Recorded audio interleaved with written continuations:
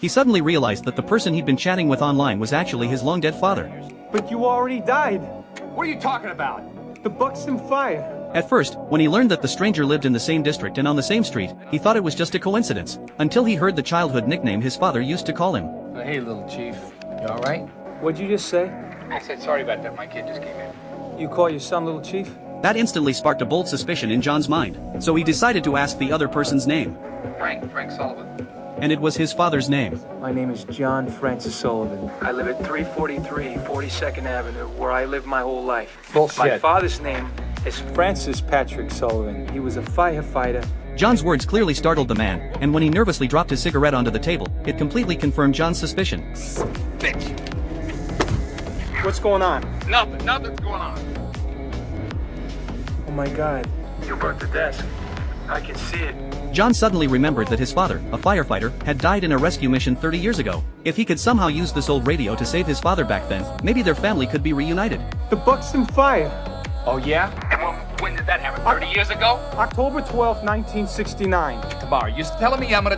look, I ain't dying in no fire tomorrow or any other day. You got that? Listen, tomorrow hasn't happened. That's all right. It hasn't happened. It ain't gonna happen. No, you gotta It ain't listen gonna to me. happen. It was an abandoned warehouse. You went with your instincts. But if I'm you'd just warning gone you. the other way, listen to me. If you'd just gone the other way, you would have made it. Just then, the radio connection abruptly cut off. But that brief conversation had stirred something deep within both father and son. Sure enough, the next day the fire department received a call. The location was the very same abandoned warehouse John had mentioned the night before.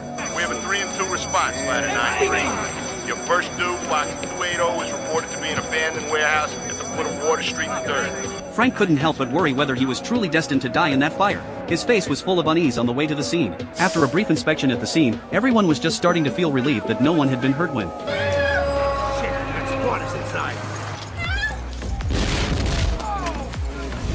They heard from a woman that her sister was still trapped inside the building. At that moment, Frank noticed the word Bastogne written on the wall. The Buxton fire.